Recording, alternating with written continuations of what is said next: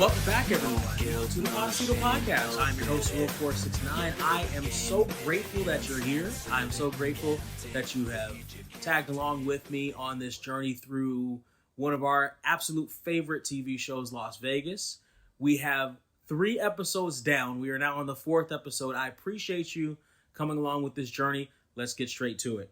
Episode 4, Jokers and Fools. This is one of my early favorite episodes of Las Vegas. It is a gem 4 episodes in. The air date was October 13th, 2003. This episode was written by Gary Scott Thompson and Rebecca Rand Kirshner and directed by Timothy Busfield. Let's sit for a second here and talk about the writer, Rebecca Rand Kirshner. I know GST is credited as a writer, and he's obviously a huge influence on the early episodes. But let's spotlight the writer here. She did some really good work. She has a relatively short IMDb. She was a producer on a couple of things that you may or may not have seen. She was a consulting producer on Beauty and the Beast, which was a TV series in the 2010s. She did 11 episodes of that. She did 48 episodes as an executive producer on the 90210 reboot. She also did Gilmore Girls, and she produced 22 episodes of our favorite show, Las Vegas. As a writer, her first credit was a story by and teleplay by of Freaks and Geeks in 2000. She moved on to Buffy the Vampire Slayer. She did 2 episodes of Las Vegas here, as well as Gilmore Girls and 90210. Her last credit as a writer was Kiri and Lou in 2019. Short IMDb, but she really is showing out here on episode 4. As far as I'm concerned, Jokers and Fools. I wish we could see some more of Rebecca Rand Kirshner's work. Let's take a second and talk about the director, Timothy Busfield. You may have seen his name in many a thing. You may have seen his face in many a thing. I'm about to date myself here a bit because I remember first recognizing his face on 30-something. He is an actor. He is a producer. He is a director. I first remember seeing him acting in 30-something, but he was also in Revenge of the Nerds, Studio 60 on the Sunset Strip, which is another one of my favorite shows, though that was only 1 season. We're going to talk here specifically about him as a director. His first directing credit was 30-something. He did 3 episodes of that from 1990 to 1991. He didn't direct anything until Sports Night, another one of my beloved TV shows. I have 2 incarnations of the DVD box set here at the house. I've listened to 2 separate podcasts devoted to Sports Night. Sports Night really helped make me want to be a writer. It was a great show. He directed Lizzie McGuire. He directed Ed. He did American Dreams, Joan of Arcadia, Summerland, Without a Trace, Studio 60 on the Sunset Strip, which was also a star on. He did 6 episodes of that. This is his first of 8 episodes in Las Vegas. You want to know what his other episodes are? Hellraisers and Heartbreakers, which is another classic episode. New Orleans, which is another classic episode. Nevada State, which is another really good episode. I can't remember if it was a classic. There's some classic moments in it, though, I think. Family Jewels, Always Faithful, which I'm telling you when we get to Always Faithful. He then moved on to direct 8 episodes of Lipstick Jungle, which it was fine. It was a good Lindsay Price vehicle, but didn't do too much more than that. He did Lie to Me, White Collar, Love Bites, which was actually a good anthology series. Damages, Psych. He only did 1 episode of Psych, believe it or not. The Client List, The Fosters, Children's Hospital, which is going to be a running theme in this episode. This Is Us, Nashville, The Rookie, Designated Survivor, Law and Order, both the original, well, the reboot, and SVU, Chicago Med, FBI, and his last directing credit was 4 episodes of The Cleaning Lady. Timothy Busfield is a force, really, in entertainment. A very seldom spoke of force, but he's got his hands in a whole lot of pies. He's a talent, and this episode showcases just how good a director he is. This episode flies by. It feels like maybe 20 minutes. They pack so much in this 44 minutes, you don't even feel it. So let's get into the episode. What are we doing sitting around here twiddling our thumbs for? We start off at a blackjack table. We see this very sweaty, very nervous looking, and very nervous acting young man sitting there at the blackjack table. We get the first whoosh of the episode going back up to the surveillance room. Ed and Danny have all eyes on this young man, seemingly for his play, if you ask them. Sticks on a 12 when a deal's showing a 9. You idiot. You're cheap. But moreover, because of the absolutely ridiculous and obvious costume that he's got on. He's got an earpiece in his ear. He's got dark sunglasses on in the casino, which isn't necessarily illegal or anything like that, but the advanced, and I mean advanced, surveillance tools of the Podecito are able to look in and peer into his glasses to see exactly what he's seeing, which is, let's face it, fairly far-fetched for 2003 technology, but we're going to go with it. Danny comes down, and the very first thing I notice when Danny is at the table, actually I noticed this when he was in the surveillance room and he was talking to Ed about this guy, Rowan Davies, is how smug Danny is through this whole episode and how Josh Duhamel is playing Danny in this particular episode. He's kind of unbearable in this episode. This is maybe the first episode that I don't really, looking back on it, am not a huge fan of Danny, but here we are. We then flash to the credits, which is always a thrill, no matter which version you're watching. While we have a moment, while we're going through the credits, I want to talk about this actor who is playing the card cheat, who we will find out is named Rowan Davies. The actor's name is Desmond Askew. Yes, Desmond Askew. The theme of interesting actor names continues with the guest pool here at Las Vegas. Now, Desmond Askew, aka Rowan Davies, might just be an early candidate for VIP guest star of the episode. This is the thing that I've noticed. In all these episodes that we've gone through so far, all 3 of them, there's usually a guest star who kind of steals the show. At least one. Often multiples. Rowan Davies is easily an early candidate for it. They start the show with them. His performance is over the top enough that your eyes stay on him the entire time he's on screen. Desmond Askew is an actor whose IMDb starts with a TV movie, Digital Dreams. He plays Billy the Kid in 1984. He then goes on to do Give My Regards to Broad Street, Up Our Street, All in Good Faith, TTV, Tea Time TV, Pulaski, Jack the Ripper, Grange Hill. All of these I assume are in England, because I've never heard of them. Go in 1999 is probably his first big break. You might recognize him there. He then does a guest stint on The Fugitive in 2000, the TV reboot. He is in Roswell as Brody Davis for 7 episodes. That's where you also might know him. He did Honey Vaccaro, Replicate. Oh, what a name. His name was Henry in that fabled Black Sash. Then he did Las Vegas, where he did the 1 episode. Then he takes an interesting turn. He's on Half and Half for an episode. I've probably seen him on Half and Half. I've watched Half and Half a few times. It's a good, charming show. I like Half and Half. Half and Half, and it holds up very well for the most part through most of its run. And I'm fairly certain that when one of the watch-throughs I saw it, I said, hey, I know that guy. He was on Charm for an episode. He also was in The Hills Have Eyes in 2006. He was Big Brain in that. He did South of Pico in 2007.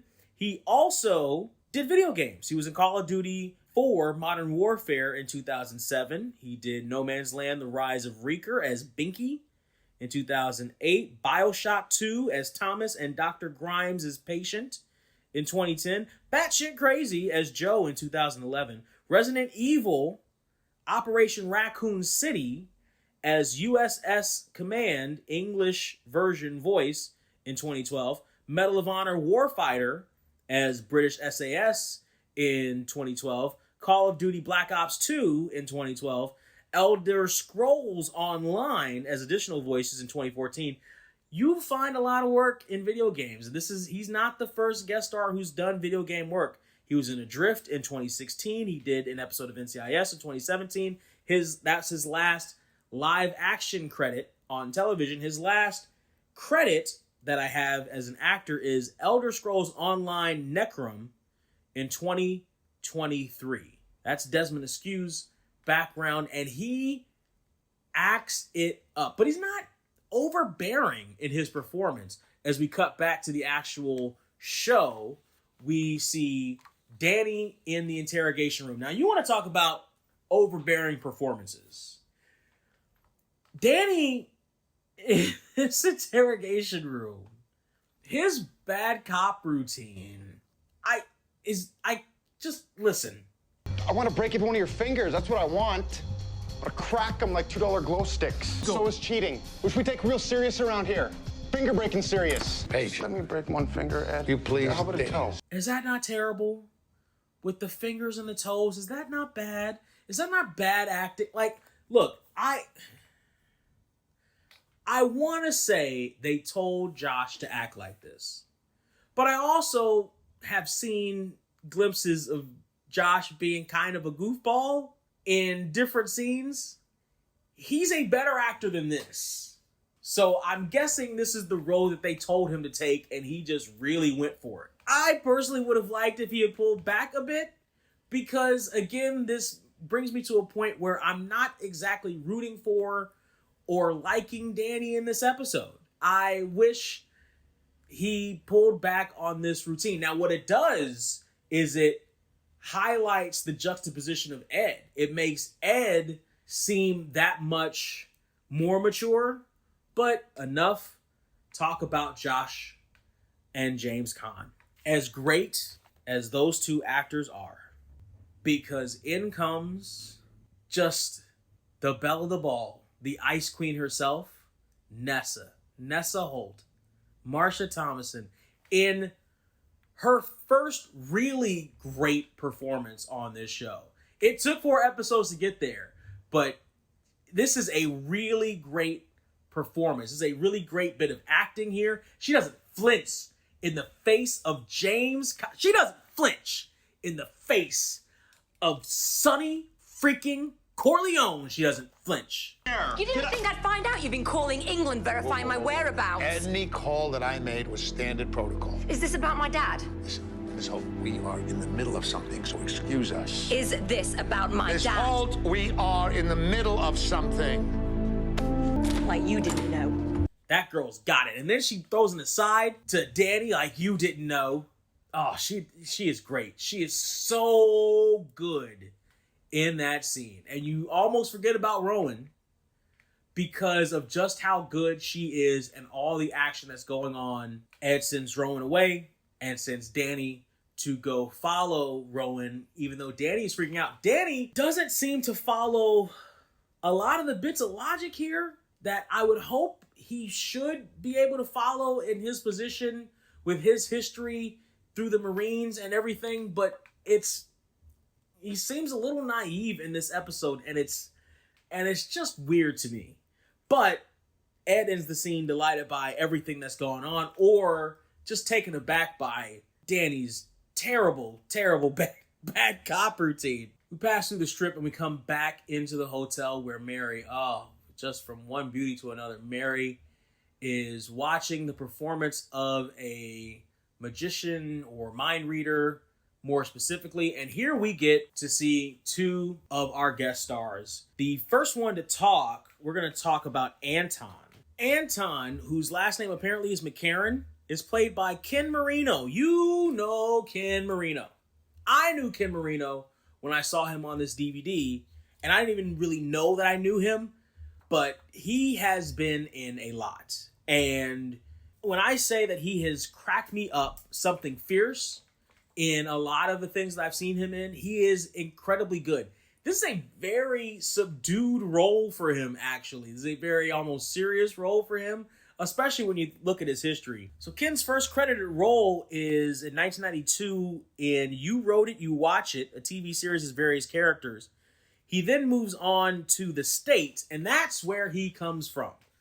A comedy troupe known as The State, with a few different guys that you also recognize, including many who went on to write, create, and star in Reno 911, where Ken Marino was also a guest star, as well as Michael Ian Black, who for a while was one of my favorite stand-up comics. He wasn't even really a stand-up comic, but I saw him in all those I Love the 80s stuff. And then I went on to watch him and the rest of his comedy troupe in Stella. Very good work. So Ken Marino was in the States in 93 for 27 episodes and did a MTV special after that. Boston Common was the next gig that he got. The Single Guy, Spin City, The Practice, all for one episode. Nash Bridges, Angel, Veronica's Closet, another Veronica's Closet alum. Will and Grace, Wet Hot American Summer. You have seen him in Wet Hot American Summer. Dawson's Creek, where he actually had a recurring role as Professor David Wilder for 10 episodes.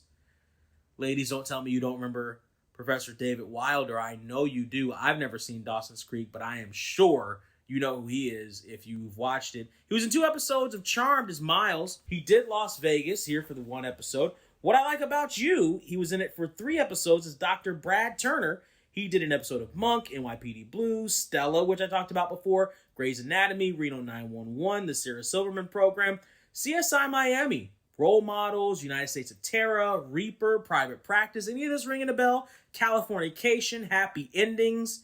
He fit right in Happy Endings. The X's, Key and Peele, The League, which is a hilarious show. If you can find The League, watch The League.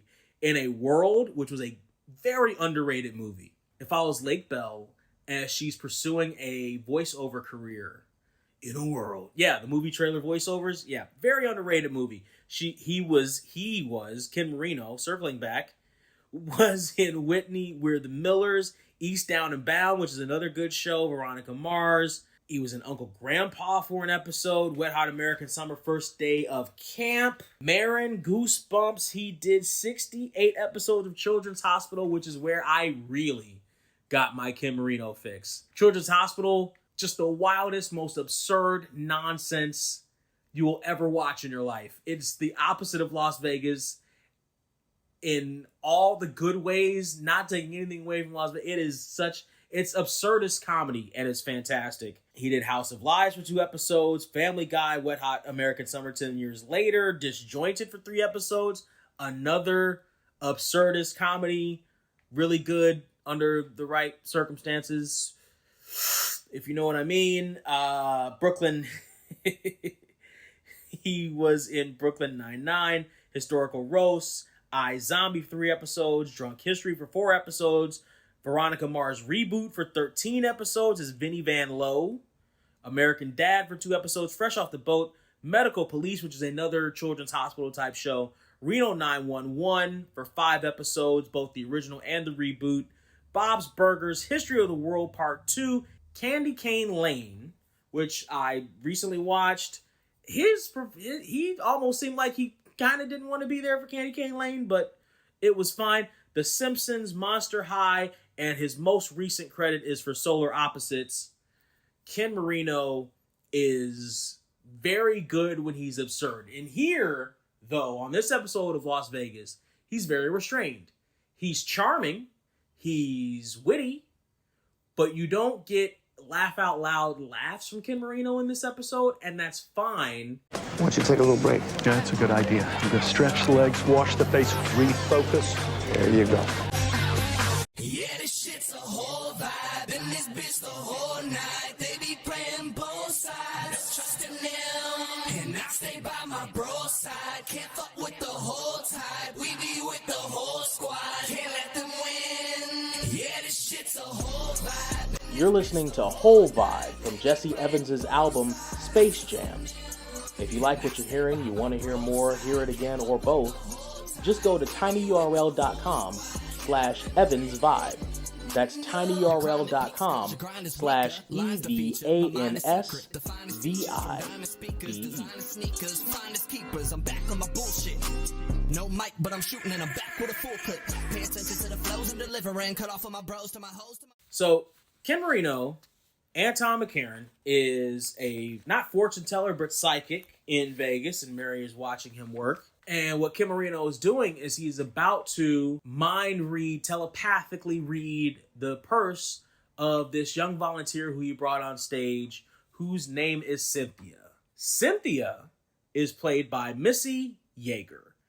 Missy Yeager is a charming, pretty young lady, and she is going to play Cynthia with such a charm and such a je ne sais quoi that I almost feel like the writers knew exactly who they were picking for this specific role. Her first role was in the Babysitter's Club TV show in 1990. She did Dead Man Walking, Law and Order, NYPD Blue, ER, Once and Again. She also did an episode of Ally McBeal, Jag, Las Vegas, Boston Public, again, another Boston Public alum. She did 14 episodes of it, though, so she was on it. I think she was one of the teachers now that I'm looking at her. She was Claire Ellison. She did 6 Feet Under for 2 episodes. She did Boston Legal, another one of my favorite shows, as you've known. NCIS, Without a Trace, In Plain Sight, Mad Men, Children's Hospital. What did I say? Did I say Children's Hospital is going to be a running theme? It's a running theme here. These casting directors, whoever's casting these episodes, seems to be casting from very similar pools throughout these episodes. If you're paying attention, you kind of see that. That's some sort of insider thing. I'm not sure why or how they're pulling from that exact same pool, but they're pulling from very similar pools. She did Young and the Restless, Grey's Anatomy, The Newsroom in 2012, which is another really good show for the first season. Kind of falls off the rails after that, but Aaron Sorkin's record, as good a dialogue writer as he is, not everything works all the time with him. She also bridges the gap into territory with James Caan because she was in James's son Scott's TV show Hawaii Five-0, the reboot in 2010. She was on in 2012. She did an episode. She was Elizabeth McNamara, but she will not be the first or only alum from Hawaii Five-0 who did Las Vegas first. She was also in Private Practice, Wet Hot American Summer, First Day of Camp. Would you look at that? Boy, there seems to be a pattern. Happy Death Day and Happy Death Day to You, both of those movies. She was in Medical Police, which is another children's hospital type show. Boy, would you look at that.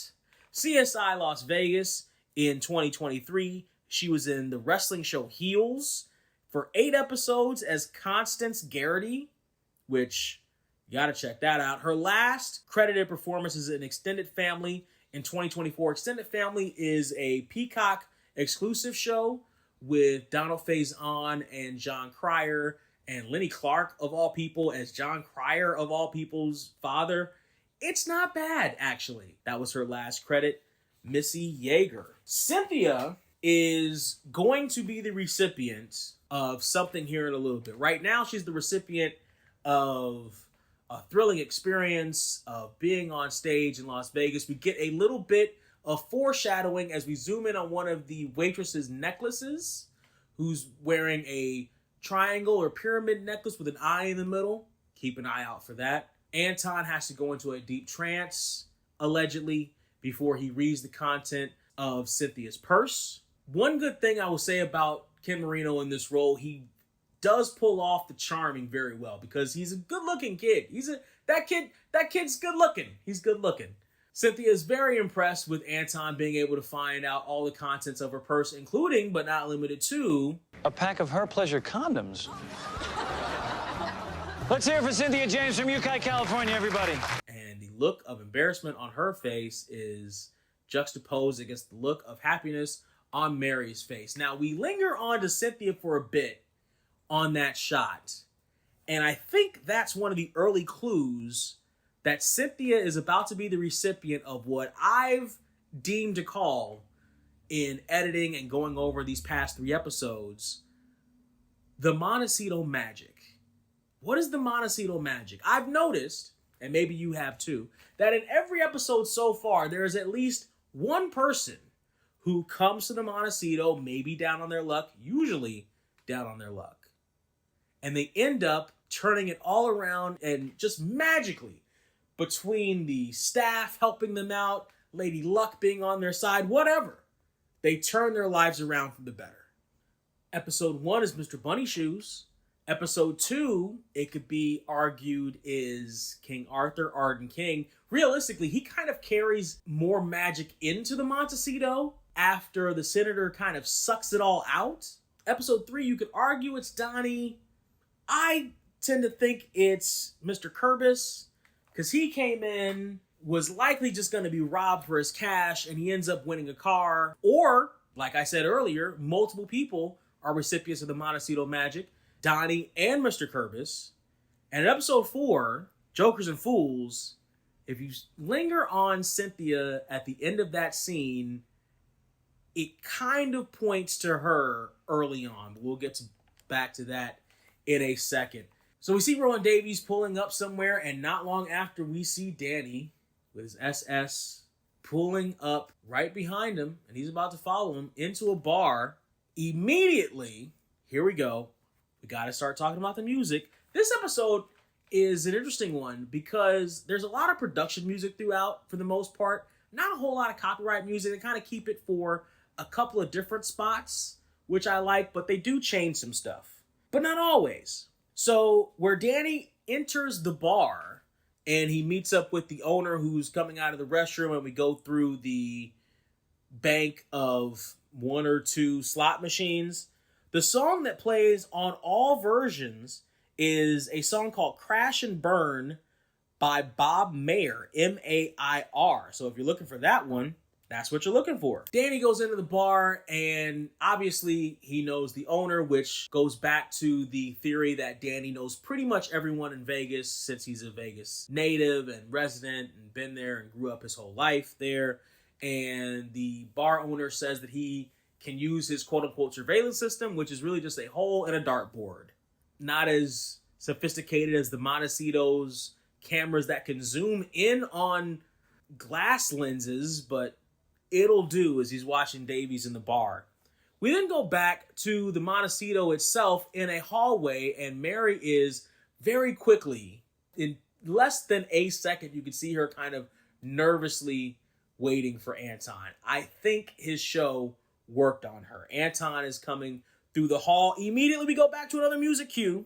In the original and the DVD version, the music that you hear is probably Decode by Dust Devil, which was sampled from Mambo Gallego by Tito Puente. It might be Mambo Gallego, but it's probably Decode by Dust Devil. If you don't know either of those songs, look them up, because you do know those songs if you've watched Adult Swim and the bumpers, especially through the 2000s. That's that music. It's D-Code by Dust Devil, sampled from Mambo Gallego, Gallego by Tito Puente. You're welcome. Now, if you're watching on Peacock and or Amazon Prime, which I'm pretty sure just gets their stream from Peacock directly, the song is actually going to be Damn Skippy by Chris Lang and Eric Cunningham. Not a bad song, but not the Tito Puente song, not the Adult Swim song. Again, what are we doing getting rid of the songs? I actually like Damn Skippy. I listened to it. I added it onto my Vegas playlist. I like Damn Skippy. It's a decent song, but it ain't the original. And the original fits in with the motif, with the showgirls flying by and everything. It's mixed a lot better than I've seen in previous episodes, but it's still a slight difference. In the hallway, Mary claims that she wants to talk to Anton about promotional opportunities, but Anton is immediately smitten, and why wouldn't he be? It's Mary Connell, for crying out loud, and really it's Nikki Cox. Tangent here. I remember discussing early on how this was a very good early Nessa episode, right? This is her first great performance. We've already seen some great performances from Nikki Cox in the 3 episodes that we've seen so far. This is going to be a tour de force.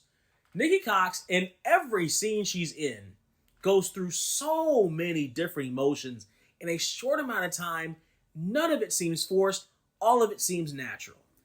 Here, she's going from nervousness, and as soon as Anton starts putting on the charm, she's clearly disarmed, and she looks away because it's really starting to work on her, and oh, the eyes are fluttering. She doesn't even really have super long lashes or anything, but they still flutter so beautifully and Girl Next Door like.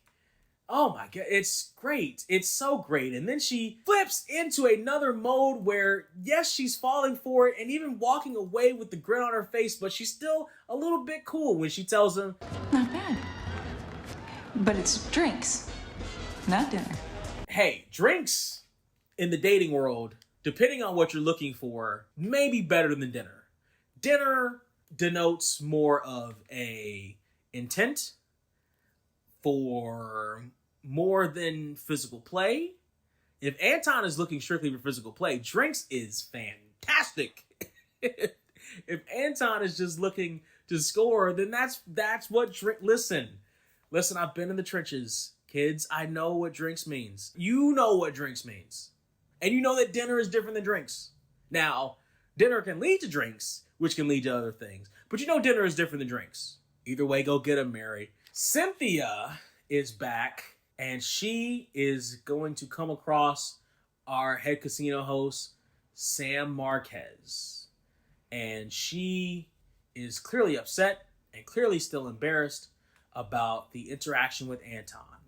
And she spills her guts to Sam after Sam shuts her down because she says that she wants some freebies for how Anton disrespected her, and Sam is having none of that. Do you really think you deserve to be compensated? Yes. I don't. Me neither. And that firmness, and Cynthia folds, she says, I know. And I think that gets to Sam. I think that disarms Sam. You can kind of see her eyes change as Cynthia kind of not breaks down entirely, but kind of spills her heart out. And Sam leans in like a girlfriend more than anything. And you can see the wheels turning in her head as she knows she wants to help this girl. And she is really starting to feel for this girl. And that is a key element of the Montecito magic. Usually, a staff member of the Montecito wants to help. Boy, oh boy, I wish Vegas staff really was like this. And especially now, I'm pretty sure they're not. Everything in Vegas is about ticky-tackying you to death and charging you 5 cents to look a certain direction, $5 to look a certain direction. But there's something here. The Montecito magic really comes into play here. So we go from Sam sprinkling the Montecito fairy dust on Cynthia to one of my favorite scenes in this episode, full of some of my favorite scenes. And it's one of my favorite scenes in part because Ed is going into the kitchen, and it's the first time we get to meet Gunther. Hold on a second. Let's get a new deck in here, and we'll be right back. I assume you're interested in large amounts of money? It's Vegas, who isn't? If you like the podcast and you want to help support it, you can send a Cash App, join our Patreon or Subscribe Star, or buy us a coffee. Just search The Podecito on all those platforms.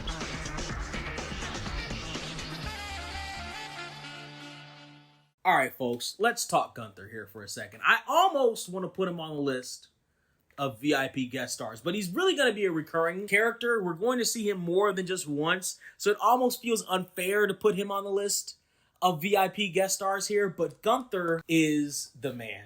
I love Gunther. He is... I talked about Mitch as one of the favorite recurring characters in the Montecito. Gunther steals the show. Gunther is played by Harry Groiner, Groiner, Groner, Harry Groner, which is another interesting name if that's how you pronounce it. And I'm going to say that's how you pronounce it. Here's another interesting tidbit. Harry was born on September 10th, 1951 in Augsburg, Bavaria, Germany, which means he knows how to do vaguely European accents. And he does it so well, so often on this show with the just right bit of camp and humor and just delivery that you are ever going to see. His first credit is in a production called Brubaker as Dr. Campbell in 1980. He then moves on to Remington Steele in 85, St. Elsewhere, which ironically enough is in the same universe as Las Vegas. Don't believe me? Look up the Tommy Westfall universe. There's a theory that most TV shows that you know of are in the same universe. Las Vegas is a descendant from St. Elsewhere in some vast universe that also links it to Monk and Heroes. But that's a whole other tangent. Harry was also in One Life to Live, Spencer for Hire, Matlock, Star Trek The Next Generation, which is where a lot of nerds know him from.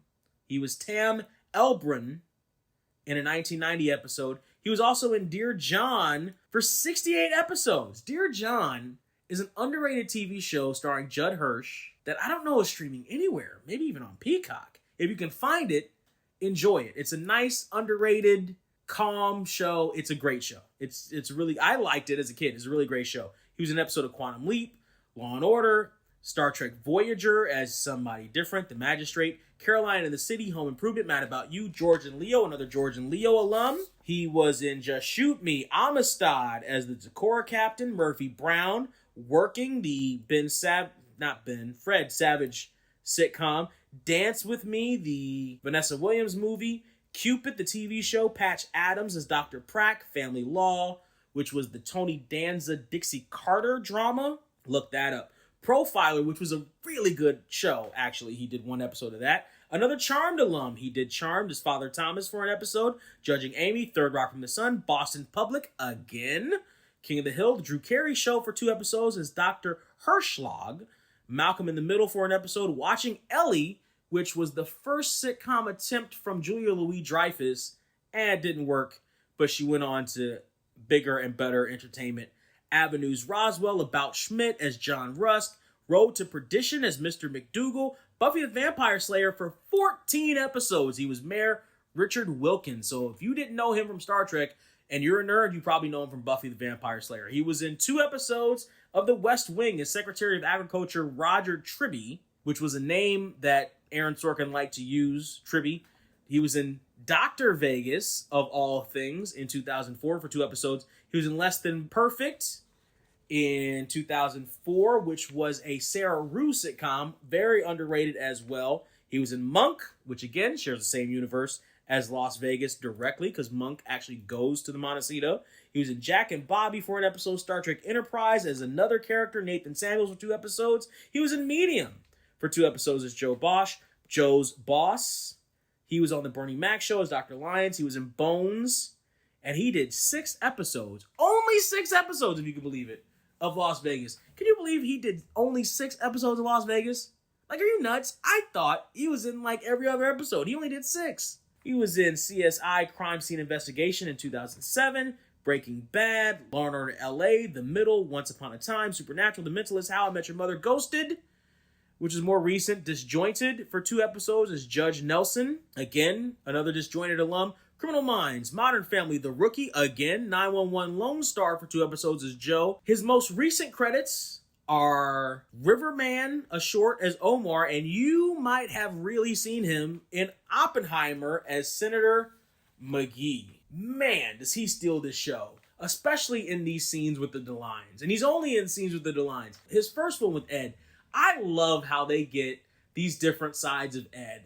Ed gets to play back and forth with a young Marsha Thomason who goes toe-to-toe and does not back away. And then you have this comedy scene with Gunther, who also doesn't back down from Ed, but not because he can't or won't, but because he doesn't know any better. He doesn't know when Ed is confronting him or leaning on him or pressing on him a little bit. Ed is coming into the kitchen to try to find a job in the restaurant business for Delinda. If you remember in the last episode, she was looking for a job in the restaurant business because she did that chocolate retreat once. And Ed immediately goes to Gunther, I think because he knows that he really doesn't have to do much to press on Gunther. Gunther then gives a little bit of his backstory, how he came to America, and how America opened itself up to him. Oh, Ed, my friend, when I came to America, people extended their hands to me. I said, I am now an American. I will change my way of dressing. I will make better my cleanliness and odor. In the midst of Ed just dealing with the insanity of the kitchen and the insanity of it. It's not even the kitchen. All the insanity is Ed and Gunther. And we're watching in between, the slits in the kitchen, between one side or the other. It's a very confined space that we're looking at. And these two are chewing up this little bit of scenery so well. And when Gunther says he's going to think about it, and Ed just walks up to him half a step, Like, what exactly are you about to think about? Gunther doesn't know any better to be intimidated. Like, he's already intimidated because it's Ed. And we're going to find out a little bit more about that a little bit later. But he doesn't know enough to know that Ed really is kind of pushing on him in that moment. He's just joking. He's just being a kind of goofball with Ed. But he's serious about his cuisine. And we hear the first Benito, come to me. Which is a great line that Gunther is going to repeat multiple times on this show. We then zoom back to the bar where Danny is checking on Rowan. He's about to give it up. Oh, but wait a minute. Nessa walks into the bar. And then we don't whoosh, but we zoom down the strip a bit. And as we zoom down the strip a bit, we come to another musical interlude. Because again, there are multiple songs used just on this scene. From the time that we zoom down the strip through the whole scene that's going to follow where Nessa's going to talk to Rowan. In the original, the song is Pick a Card by Jesse Moss. Jessy.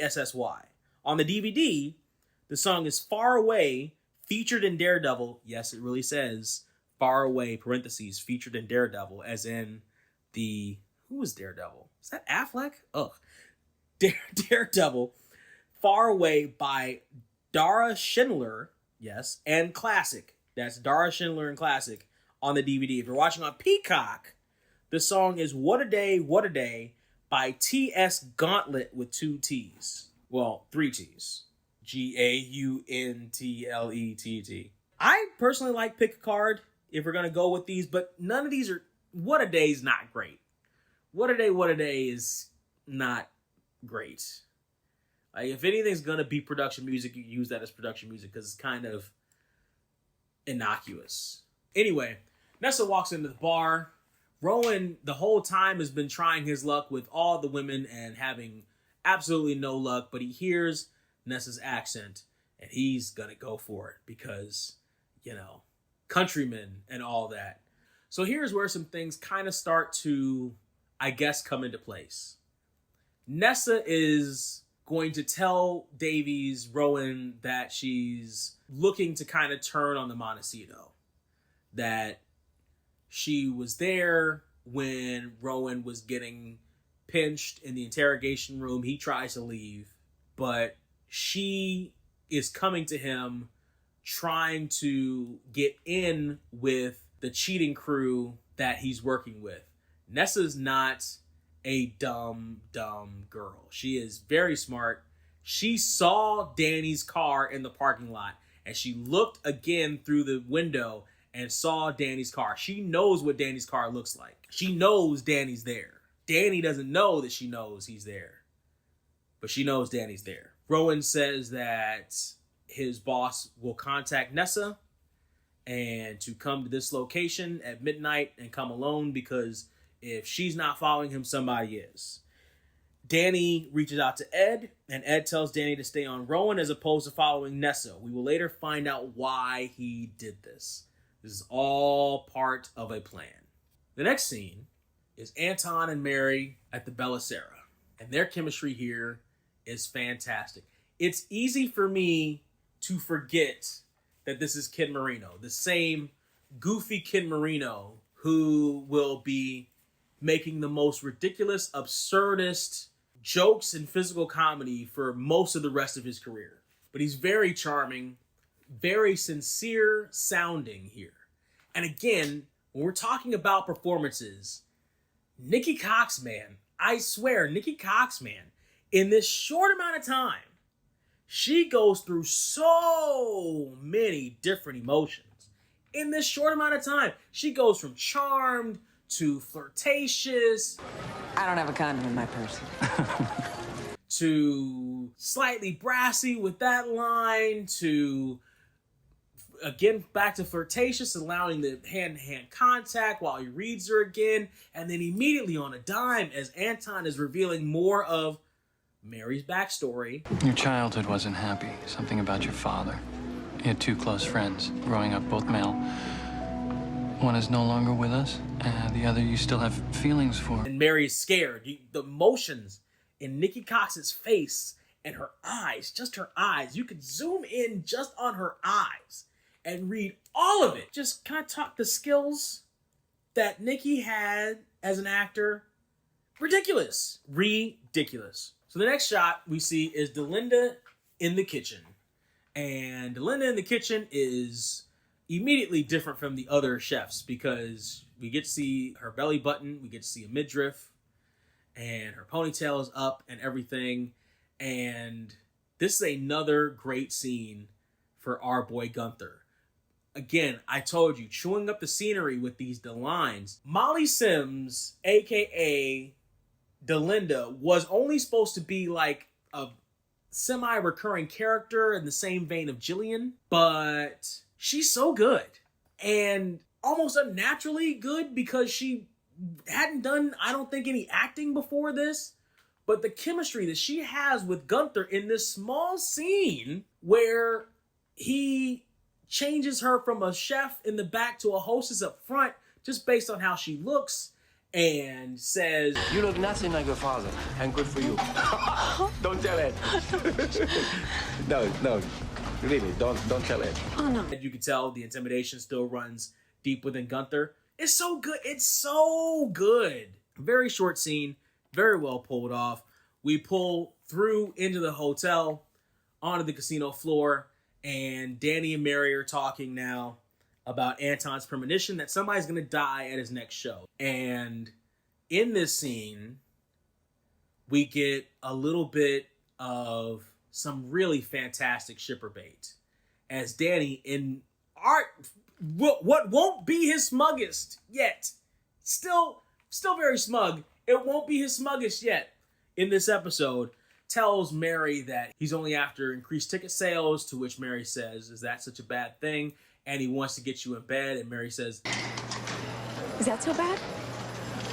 The look on her face, she is acting her ass off in every scene she is in.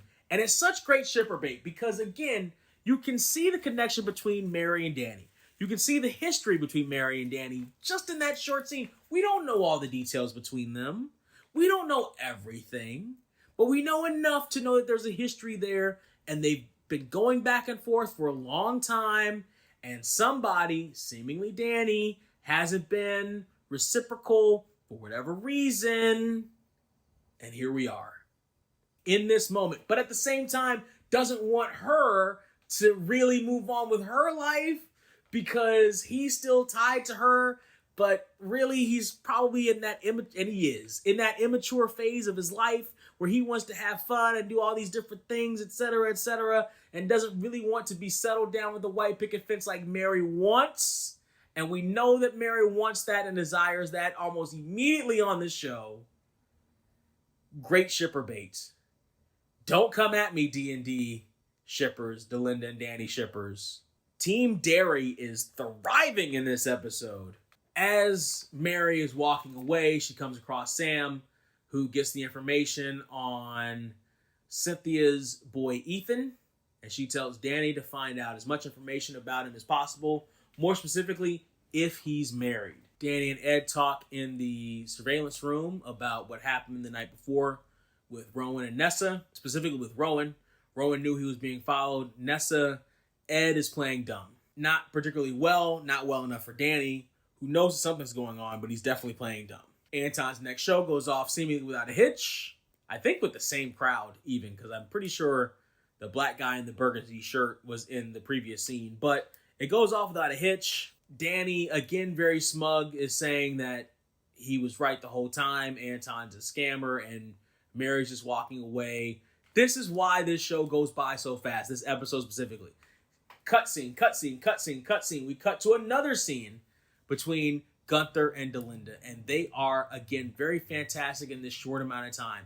Delinda has big plans for the Corinthian, Gunther's restaurant. Huge plans. First off, she's tired of the lederhosen that the waiters have to wear. She's tired of the atmosphere. She wants to open it up bigger. She wants to get the tables turned faster so that they can get them in the back for her club, Mystique, which didn't exist until Delinda decided yeah, I'm going to make a club back here. Again, such a Delinda thing to do. Such a Delinda mindset that, yeah, I'm just going to do it. With what money? With what money? How? You're just a hostess. How are you going to make that decision? You think what? You think the hostesses at the Olive Garden get to pick even the grapes off the wall? But she's Delinda. She can do that. Let's let the dealer shuffle the deck for a second and we'll be right back. If you're ready to find your fitness family focused on being knowledgeable, being open-hearted, getting results, and having an elevated experience, then you're ready for KORE. That's Core Nutrition Fitness. The NASM certified personal trainers at Core cater to all fitness levels, ages, and body types. Whether it's the Gluteus Maximus and Queen Camp classes for the ladies, or the Minute Monday weight training for everyone. If you're in the Los Angeles area and ready to build better health and great friendships, the Core Fitness family is the place for you. Go to CoreNutritionFitness.com now for details. That's KORE NutritionFitness.com. The next scene, Nessa goes to the meeting spot where she meets with the professor. And very easily, you can identify who the professor is, can't you? That's Elliot Gould, baby. Elliot Gould is a legend. Elliot Gould is also legendarily kind of boring as a person. From what I understand, interviewing him isn't the best of times. However, apparently Arsenio Hall was such a pro at interviewing people that he managed to get one of the rare fun interviews out of Elliot Gould, which attributes to the talent of Arsenio Hall. Elliot Gould's first credit on a major production as a TV movie called Once Upon a Mattress as the Jester in 1964. He then moves on to Bob and Carol and Ted and Alice as Ted Henderson, as the Ted in that combo in 1969. Nice. By the way, all those shirts with blank and blank and blank and blank, A and B and C and D, Stones and Beals and Jagger, whatever, that comes from that title, Bob and Carol and Ted and Alice. That comes from that, kids. He was also the original Trapper John McIntyre in the movie version of MASH in 1970. So he was in The Long Goodbye. Harry and Walter Go to New York as Walter Hill in 1976. This is important because of the first collaboration between Elliot Gould and one James Don't Call Me Jimmy Kahn. They were in that movie together. He was in the Muppet movie. He was in The Devil and Max Devlin as Max Devlin, playing against Bill Cosby in the role you think he was playing. He was in The Muppets Take Manhattan as a cop in Pete's in 1984. He was in the sitcom version of ER, which is spelled E/R, as Dr. Howard Scheinfeld for 22 episodes. He was in The Twilight Zone in 86, Murder, She Wrote in 89. Saturday Night Live, he hosted a couple of times. He was in Bugsy in 91, LA Law, Lois and Clark, The New Adventures of Superman, Naked Gun 33 and a Third, The Final Insult, as himself uncredited. He was in Sybil as himself uncredited. He was in The Magic School Bus as Mr. Pearlstein for an episode. Touched by an Angel, The Shining in 1997. Diagnosis Murder, American History X as Murray. Hey Arnold, the TV series, as Rabbi Goldberg for 2 episodes. He was in Getting Personal, It's Like You Know, as himself for 3 episodes. Just Shoot Me, another Just Shoot Me alum. And of course, the whole reason why they pulled him onto this show in the first place was because he played Ruben Tishkoff in Ocean's 11 and 12 and 13, and that's all we acknowledge. Alongside James Caan's son, Scott. He was also in The Simpsons, Las Vegas as the Professor, Friends for 20 episodes as Monica and Ross's dad, Jack Geller. He was in Kim Possible, Stitch in Time, the TV movie as Mr. Stoppable. He was also in another Vegas show, Vegas Dick, a TV movie as Clay in 2003. Baby Bob, which was a disaster of a show. I don't even think you can find more than clips of Baby Bob. It was such a terrible show. He was on it for 14 episodes. If you can find it and want a good laugh, go for it. Scarface, The World Is Yours, the video game. He was on American Dad, Kim Possible again for 8 more episodes as Mr. Stoppable. Word Girl. Word Girl is a really good PBS kid show, honestly. Like, it's actually really good. Drop Dead Diva, Hulk Hogan and Little Hercules as Socrates. Okay. Law and Order, CSI, SVU as a different character. He then joined up again with James Caan in the TV show Back in the Game in 2013, which also starred Maggie Lawson from Psych fame. It was all right. He did an episode of Marin and again teamed up with Scott Conn for Hawaii Five-0 as Leo Hirsch for an episode. He did Ray Donovan, The Comiskey Method, which is a very good show. Find it on Netflix. Grace and Frankie, and his last credits are for The Lincoln Lawyer for 5 episodes of that show. I tried getting, because I love The Lincoln Lawyer movie. I hated that show, though. But good for Elliot Gould. He is the professor, and he meets Nessa in a limo, and they have an interesting conversation. I assume you're interested in large amounts of money. It's Vegas, who isn't? It is so good. It is so crime capery. This whole section, the whole Nessa section, specifically when it's her, less Josh Duhamel, when it's specifically her and the other components of it revolving around her and the professor, it's really good. It's a really good sort of truncated version of what they were going for with the Ocean's 11's vibe, which was also very big at the time. There were this, not conspiracy, but it was a very good marketing ploy and plan by the city of Las Vegas to turn Vegas cool again. It's since no longer cool. People keep going, but it's no longer cool. But it was very, very cool in the 2000s. And Oceans did a lot to help that. Las Vegas did a lot to help that. The club scene back then did a lot to help that. The music did a lot to help that. And this was part of that. The revitalization of the cool of Vegas. And a show like this really does help. And this episode really does help. The back and forth between them, how the professor already knows a lot about Nessa and seemingly doesn't trust her. And here's a bit of, I don't know if it's Montecito magic, because it's not in the Montecito.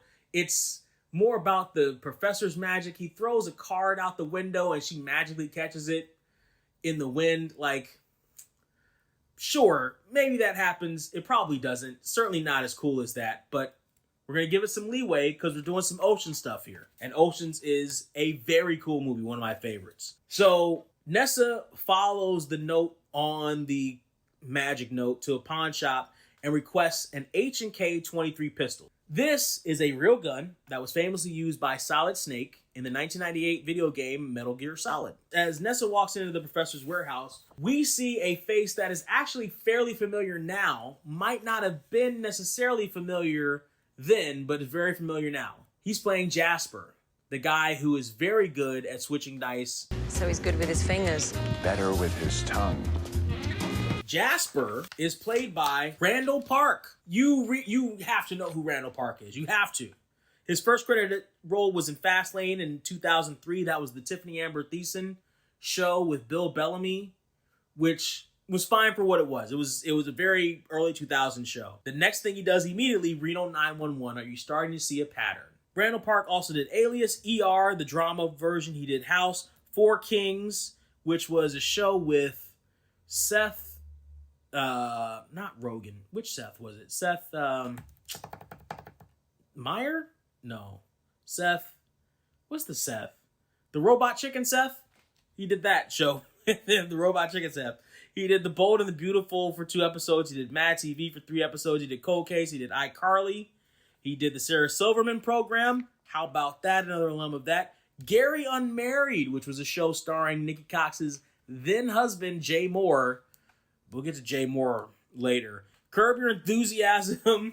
He was also in The 41-Year-Old Virgin Who Knocked Up Sarah Marshall and Felt Super Bad About It. Not all his credits are great ones. He was also in IKEA Heights. I kind of remember seeing IKEA Heights, which was, if it's what I remember, it was a relatively innovative show for the time in 2009 where they kind of guerrilla style shot an entire soap opera in random IKEAs without telling anybody. And I think they put it on one of the 2000 websites. Like, it wasn't necessarily YouTube, but I think you can see clips of it on YouTube. It was like one of the Newgrounds sites or something like that. He was in Dinner for Schmucks, which was an amazingly hilarious movie. CSI, The Good Doctor, Larry Crown, the Tom Hanks movie, The New Girl, The Office, as Asian Jim Halpert. Remember that? Yeah, that's him. Jasper is Asian Jim Halpert. He was in Mr. Box Office. Mr. Box Office was a terrible, terrible show created by Byron Allen, who is known for creating terrible, terrible content for cheap that made him a billionaire. And I don't know, I have to do some like a video on the Byron Allen sitcoms that he did at that time frame and his empire. He is anyway. Randall Park was in that. He was in The Neighbors, The Mini Project for 3 episodes as Dr. Colin Lee. He was in The Interview as President Kim. Remember that? The Seth Rogen movie, the other Seth. He was in Community for 2 episodes as the crime boss. He was in Trainwreck. He was in Wet Hot American Summer, First Day of Camp. How about that? Boy, these connections. Randall Kim, Cynthia, Ken Marino. Man, they all seem to be coming together, don't they? He was in an Eminem music video, apparently. Children's Hospital. Come on. Dr. Ken for an episode, which was a just awful, awful show. Office Christmas Party. Michael Bolton's Big Sexy Valentine's Day Special. Andrew Tribeca. Veep for 13 episodes as Danny Chung. The Disaster Artist, which is another James Franco movie. Robot Chicken for 2 episodes. Ant-Man and the Wasp as Jimmy Woo. Drunk History. Aquaman. Medical Police, and again, boy, how does this always keep happening? BoJack Horseman, you may really know him from Fresh Off the Boat. He did 116 episodes of Fresh. There was 116 episodes of Fresh Off the Boat.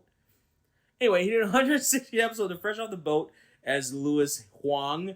American Dad, Adventure Time, WandaVision for 6 episodes as Jimmy Woo again. Turka and Birdie, which was just a wildly overrated, terrible show. Star Trek Lower Decks, let's not even get into that. Paw Patrol the movie. I don't see Randall Park as having a very distinct voice for like that. That's a whole tangent I can get into about celebrities doing voiceover works like that, and it seems to be a waste of money, but sure. He was in the Doogie Howser reboot. Okay. The Ghost Rider reboot as the Cowardly Lion for 3 episodes. Okay. Blockbuster for 10 episodes. I tried to get through 2 episodes of Blockbuster. It was awful. This Randall Park's resume is very hit or miss. But he was also in Ant-Man and the Wasp: Quantumania, which some people didn't like. He was in Young Rock, which again was hit or miss itself. Solar Opposites, Strays, the dog movie with Jamie Foxx, Totally Killer, which was actually a good movie. Totally Killer on Amazon is a good movie. Big Mouth, the less said the better. Aquaman and the Lost Kingdom is Dr. Shin, I suppose. His last credited role was in Clone High as Frida's adopted dad in 2024. That's Randall Park, a.k.a. Jasper. Jasper's going to play a key role in this whole scenario as Nessa and the Professor show off for each other a bit here with just how good they are at trickery and card manipulation and all the different things they could use to try to cheat the Montecito. They also go over the plan. Nessa's got an idea to do a cooler in a blackjack tournament for $10 million. It is a big, big, big ask.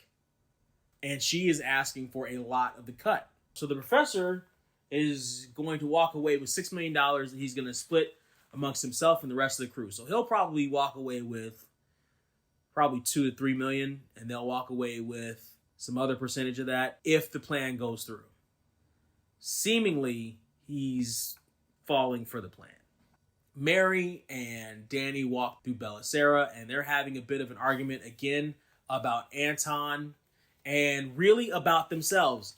I'm telling you, this episode really is a lot in terms of shippers. And boy, does Nikki Cox really lay it out here as she finally gets Danny in a position and just lays it out to him that, you know what? I was relieved when he said it's never going to happen because now I can finally move on from you. She's not going to move on from him. By the way, spoiler, she's not moving on from Danny. She can't, come on. That love is too strong. That love is too pure. That love is too deep. Which is why I say I'm not going to get on my soapbox. I'm not going to my soapbox again. Danny is going through a couple of different things. He went from the argument with Mary that clearly is bugging him to the point where he is checking on Anton. And he asks to see inside Anton's dressing room. Now, here's my question. Since when do casinos and venues have security cameras in their talents' dressing rooms? What? The hallway, sure. The dressing, since when is that? For the benefit of the show, for the benefit of this episode, it has to be. Because there's no other reason to have security in somebody's dressing room. They're going to get dressed. That's a privacy thing. That's the whole reason why you don't have them in the bathroom or the lounges. You can't. I'm pretty sure it's illegal to do that. But we're going to forget that. And we're also going to forget the limitations of 2003 security cameras and TVs, monitors that they're watching on. Because Danny zooms in on Anton's monitor as he's watching from the cameras on the waitress's pyramid pendants, as those cameras apparently have sound recording devices on them too. Again, for 2003, great technology that's clear, crystal clear, so crystal clear that it comes through to Anton's monitor and back onto Danny's monitor in 2003 technology. Boy, oh boy, those are some fancy spy-level necklaces, aren't they? Danny's interrupted by Ed after Danny sees Mary go in to talk to Anton, and again, it gets to him, it bugs him. Man, why does it bug you so much, Danny? Why are you so annoyed at the attention that another guy is giving to Mary? Why? Why is that stick in your craw, Danny? We zoom down the strip, and it's another musical break as we go into the limo with Nessa and the professor. This musical break is another interesting one, though. All versions of it, the song is Dominique C by Henri Renaud. Spell it? Sure. T-O-M. It's like Dominique, but T with a T instead of a D. Thomas instead of Damas. Dominique C by Henri Renaud. On all versions. They are in the limo and they are they're basically celebrating their newfound partnership before they actually go into going through the steps of cleaning it up. In the limo, the professor is spilling more information to Nessa about her father that she didn't know, and more specifically to us, the audience, that we didn't know about her connection to Ed. You're as brazen as your father. I'll take that as a compliment. You should. I worked with him. He was the best there ever was. Well, he wasn't that good. He got caught. By Big Ed.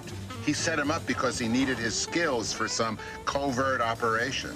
And it's fantastic. As we come out of that limo shot, we see the most 2000s thing I think I've seen in a long time. There's a girl coming out of Gunther's restaurant with a Kangol cap tilted to the side. It is it's so 2000s. You can't miss her. She's the first thing you see on the screen. And she thought she was fly in that too, I'm sure. Yeah, I know wardrobe put her in it. They thought it was cool too. Boy, oh boy. Boy, oh boy. Why don't you take a little break? Yeah, that's a good idea. You're gonna stretch the legs, wash the face, refocus. There you go.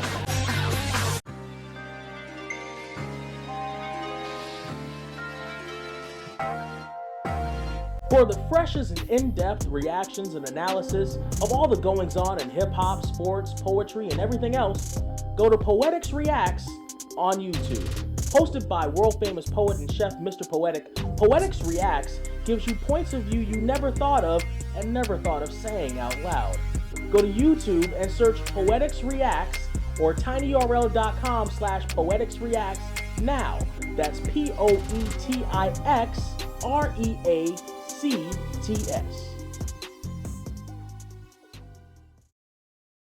Danny and Ed are trying to get into the restaurant to eat, and Danny is flabbergasted that Delinda is working.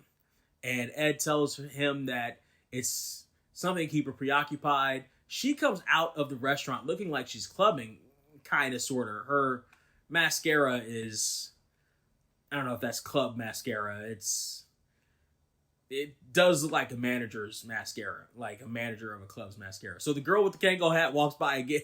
You can't miss her with that stupid Kango hat. They probably told her to walk back and forth a couple of times. Anyway, Delinda comes out and she doesn't see Ed and Danny on the list. And Delinda kind of foreshadows how Vegas is now when she says, Daddy, I don't have any openings, and I really don't think I should be giving you special treatment. Special treatment is what Vegas is about, honey. Ed has to school her. After Ed schools her, here comes Mike, the coolest man at the Montecito. We haven't seen Mike all episode. We're not going to see Mike again this episode. We got some Mike in this episode. I'm happy for that. We don't necessarily need Mike in this episode. It's so packed, and I'm so happy that we're getting a lot more Nessa in this episode that I'm willing to forego the fact that Mike is playing a mini part in this, because the part that he is playing in this, it really does elevate the persona that Mike is super cool. He is let in on the guest list to the opening of Club Mystique. He walks out with two very attractive ladies, and he tells them both that, "What's the deal, Danny? Mystique is on fire. You guys going in?" You're not on the list? Nah. Oh, that's cold. That's cold. As he walks away, Sam brings in our boy Ethan. Now, let's talk about Ethan for half a second. Ethan is the guy that Cynthia was super-duper embarrassed over after Anton said that she had condoms in her purse. Ethan is played by Paul Gannis. Paul Gannis' first credit was as Fritz Manley in Lady Blue in 1985. He also did Hunter, Murder, She Wrote, Tracy Ullman's Show, Columbo, Dallas, Lethal Weapon 3, Forever Young, Fresh Prince, Voyager, uncredited, Mask of Zorro, Beyond Belief, Viva Rock Vegas. So he's got a Vegas credit alongside that right before he did Las Vegas. Alias, Cold Case House, Veronica Mars. Again, see, a lot of these are coming back together. Family Guy, The OC, Rumor Has It, CSI, again, another Vegas show. Nip Tuck Heroes, which is in the same universe as Las Vegas. Young and the Restless, Bold and Beautiful, The Game, The Tia Mowry Show. Yeah, The Game. Big Shots, which was a Christopher Titus show, of all things. Underrated. It was actually okay. Eli Stone, Dollhouse, Southland. Very good show. Men of a Certain Age, which is the Ray Romano show after his sitcom ended. Big Love, Desperate Housewives, Bones, another Bones. Mitch did Bones as well. The Mentalist, Brothers and Sisters, The Sally Field Show, L.A. Noire, the video game, and now we're getting into video game stuff. Elder Scrolls, again, Harry's Law, which is also a David E. Kelly show. It was okay. It didn't last as long as it should have. The X's, Grandfathered, Fallout 4, and again, with the Scotty Conn connection, Hawaii Five-0. He did an episode of Hawaii Five-0. NCIS Days of Our Lives, SWAT, The Shamar Moore Show, DC Legends of Tomorrow as Richard Nixon, Comic Books for Kids PSA in 2020, General Hospital for 2 episodes as Kurt Markovic in 2022. Atlas's last credit was a video game credit for Elder Scrolls 5 is Ethan. Ethan is super excited to just be out. He's super excited to be out and about. He apparently gets a VIP trip to Mystique for betting on the Vikings, and he gropes Ed, and Ed gives him a smack. Ed, listen, you can't tell me that James Caan wasn't having fun pretty early on this show, right? Like, I've heard the stories of exactly how he got the part and what he was looking for, etc., but he's having a good time, and you can see him having a good time here. So Ethan thinks he's getting a VIP experience for betting on the Vikings. Well, let's go into that. The reason why he bet on the Vikings is a bit of an inside joke. Josh Duhamel, Danny, well, Josh Duhamel specifically, is a Vikings fan.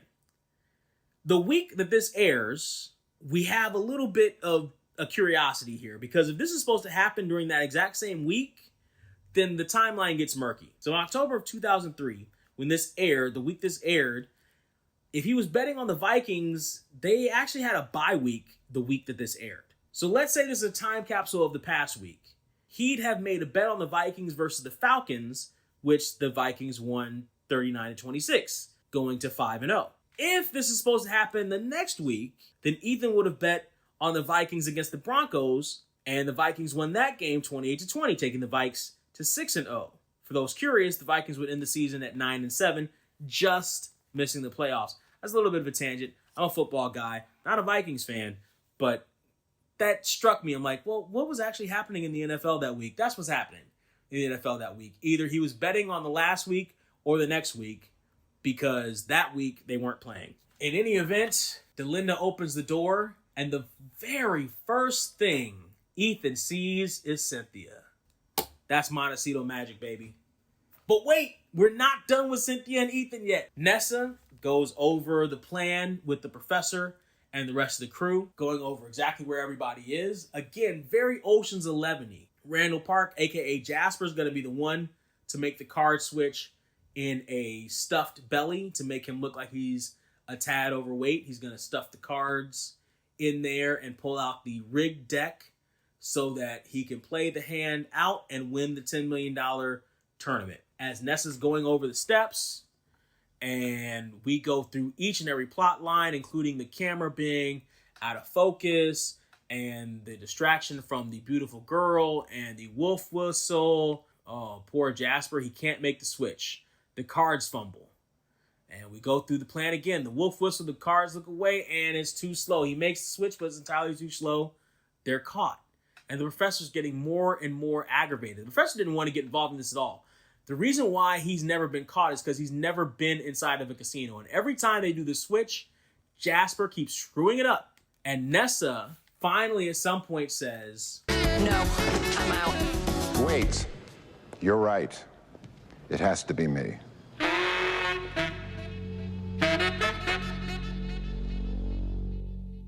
Now,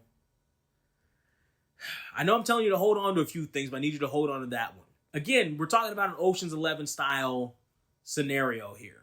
We go immediately to the blackjack tournament. We're not wasting any time here. Nessa's sitting at the dealer's position. She's the one that's going to be dealing the cards. And we see everyone laid out in their positions, waiting to go, including one of the crew with a bundle of helium balloons.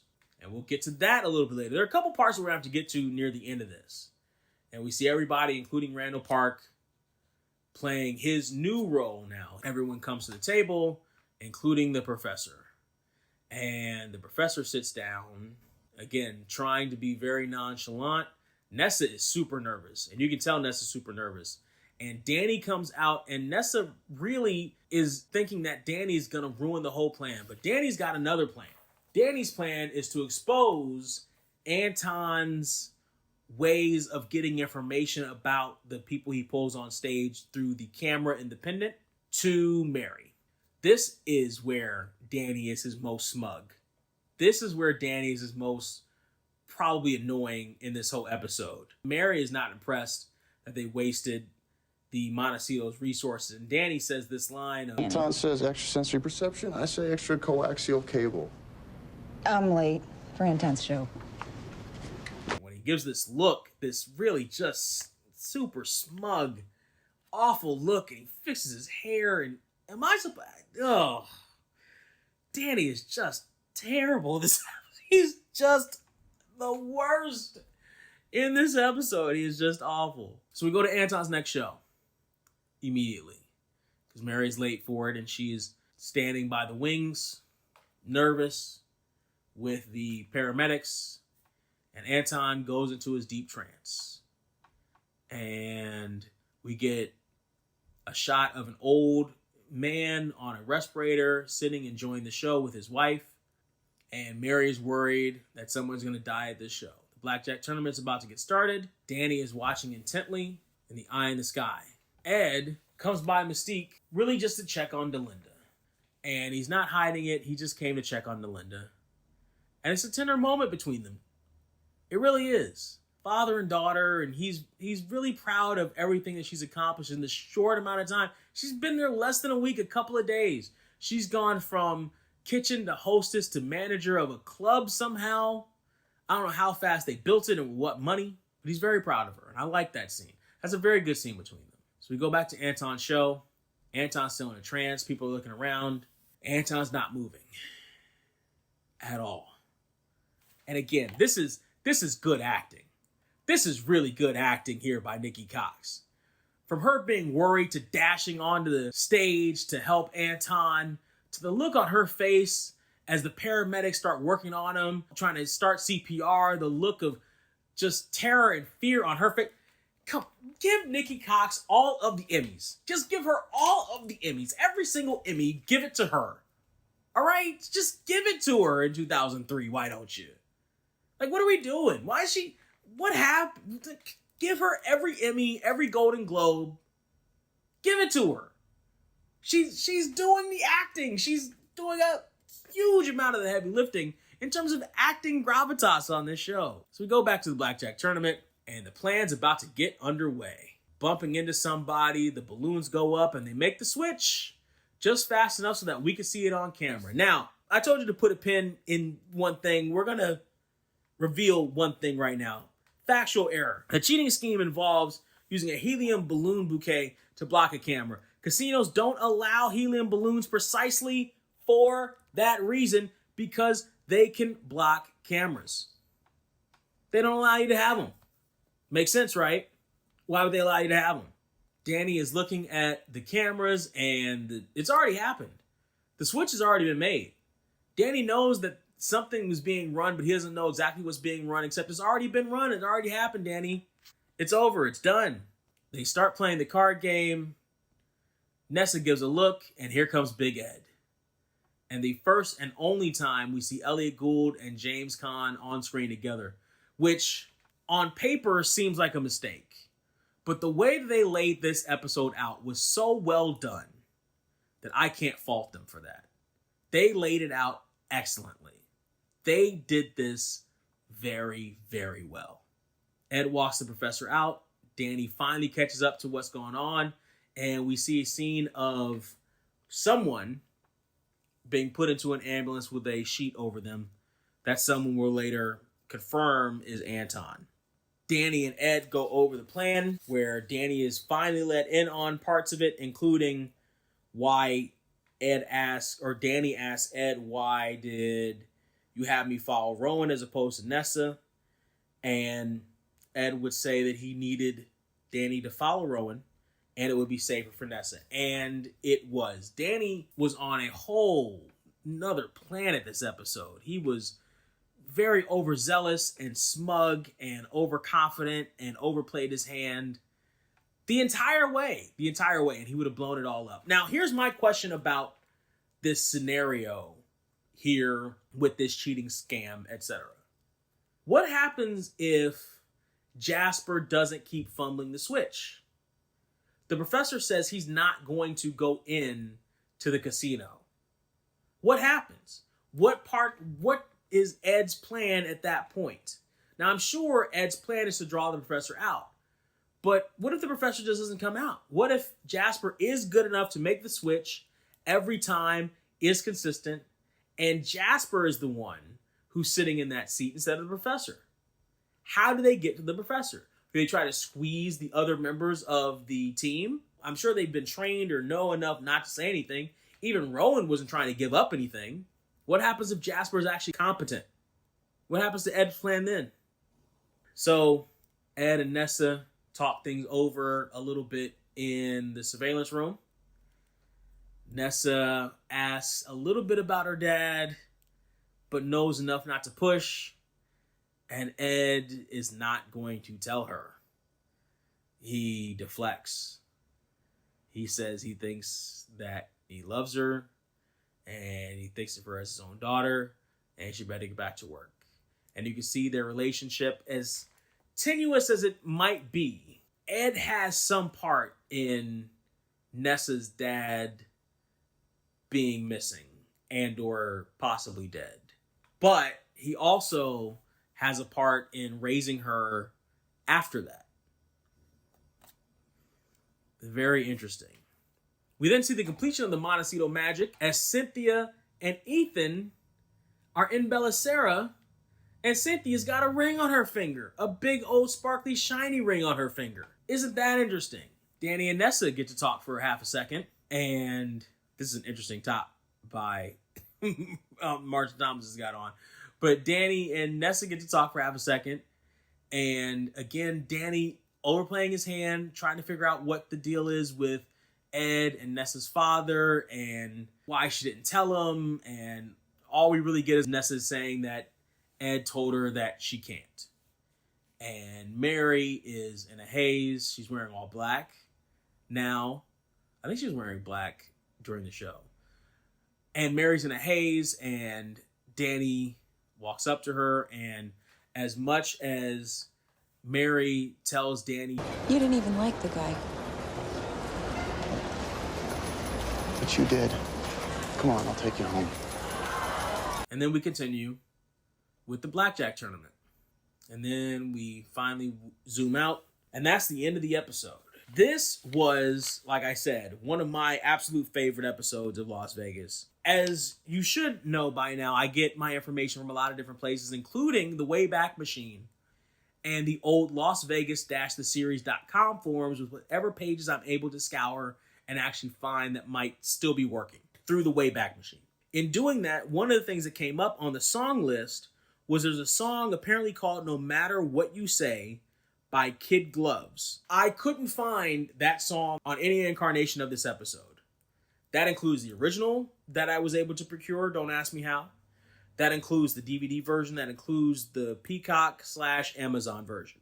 I don't know if this is a misprint, if this is a real song that came up somewhere, where it was supposed to play. I didn't hear it.